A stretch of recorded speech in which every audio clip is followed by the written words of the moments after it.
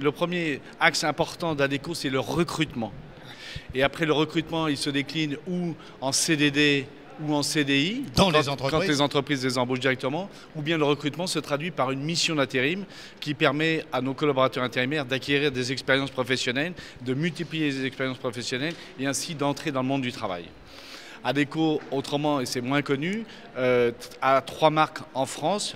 Pour les gens qui ont des salaires entre le SMIC et 2 fois le SMIC, c'est la marque Adecco qui est la plus connue, qui est le plus gros de notre activité. Le plus gros taux de notoriété. Le plus gros taux de notoriété. Après, pour les gens qui ont des salaires supérieurs à 25 000 euros par an, on travaille avec un autre réseau plus pointu, avec des process différents, plus adaptés, qui s'appelle Expert.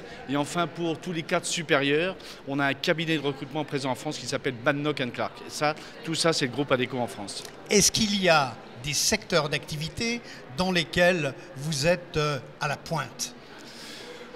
Nous sommes un réseau par nature générale. Nous sommes un réseau généraliste, donc nous sommes vraiment présents avec la puissance que nous avons sur le marché, puisque nous avons plus de 20% de marché. Nous sommes vraiment très présents sur l'ensemble du marché. Et nous avons effectivement des réseaux spécialisés.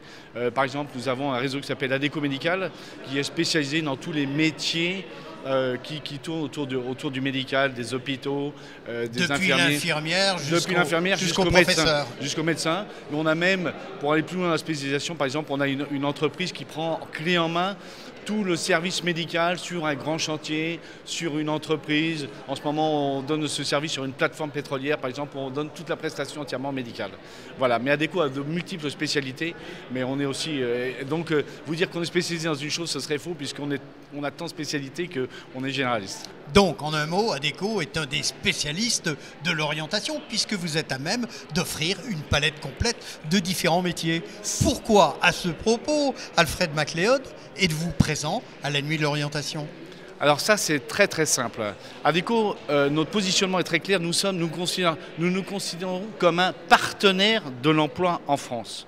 Et pour ça... C'est un mot fort, ça. C'est un mot Adecco, un partenaire de l'emploi en France. Et pour ça, on a pris au niveau de l'entreprise des engagements sociétaux sur 3 ans, sur les années 2013, 2014, 2015. Et on a pris trois engagements très importants. Le premier engagement qu'on a pris, c'est de faire de la réinsertion dans le monde du travail. On a par exemple pour ça un réseau d'insertion qui permet à des gens qui sont très éloignés de l'emploi de pouvoir revenir dans l'emploi.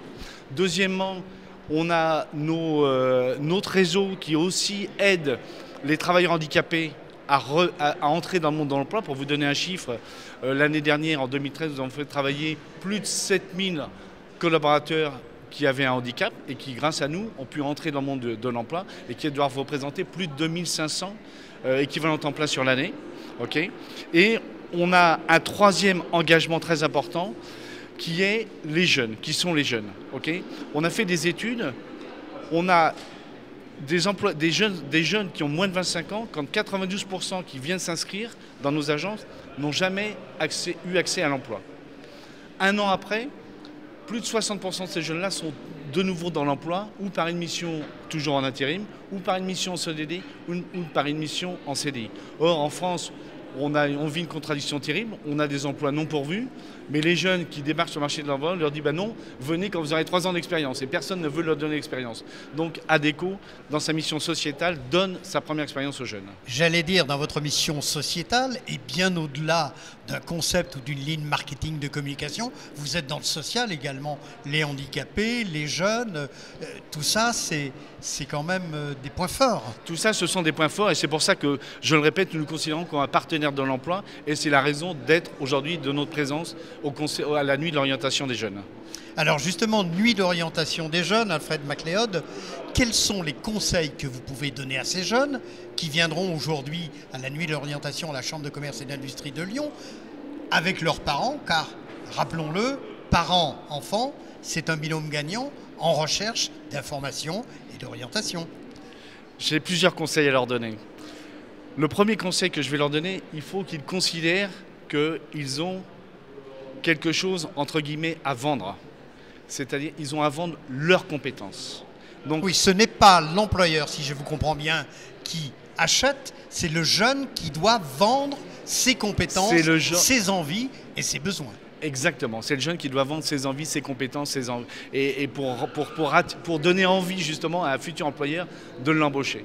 Donc ça, c'est une première chose qui est importante, de bien comprendre qu'il est dans ce process de séduction, de donner envie. Alors après, par exemple, il y a plusieurs choses à savoir. La première chose, eh bien, forcément, il va falloir qu'il se présente avec un document qui s'appelle le curriculum vitae et sa lettre de motivation. Et je répète toujours une chose qui est très vraie, on n'a jamais deux fois l'occasion de faire une bonne première impression. Donc ça veut dire que là déjà, il va falloir qu'il se travaille et qu'il soigne son curriculum vitae, sa lettre de motivation. Et vous pouvez l'aider chez Adecco? Et nous, on peut l'aider chez Adecco. Tout à fait, on peut l'aider chez Adecco. Vous voulez dire par là qu'on n'a pas deux fois la chance ou la possibilité de trouver le billet gagnant du loto? Non. Ou le bon train qui va à la bonne heure, au bon endroit? Et que quand on passe devant les yeux d'un DRH qui va lire notre CV, il va passer 3 secondes, 4 secondes. Il faut qu'en 4 secondes, il y ait les 2-3 mots clés qui l'ont dit « Ah oui, ce candidat, il peut m'intéresser, je vais continuer d'approfondir cette candidature ».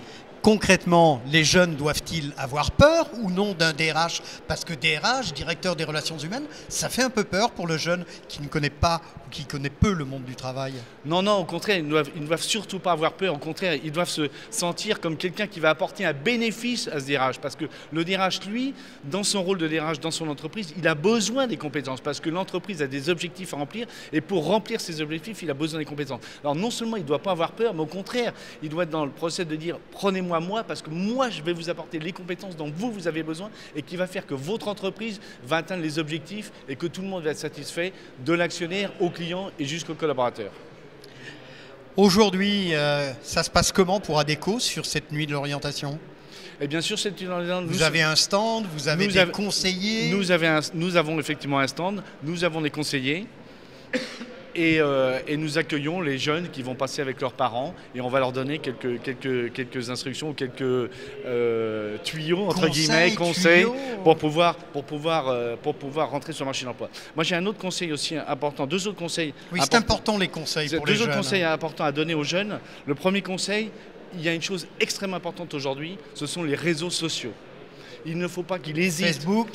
Facebook, Twitter, Viadeo, LinkedIn, tout ça, ce sont des réseaux aujourd'hui où il faut qu'il apprenne aussi à mettre en valeur ses compétences, son curriculum vitae, de façon à... Parce qu'il y a aussi aujourd'hui la productivité est partout et les DRH cherchent sur les réseaux très rapidement comme ça.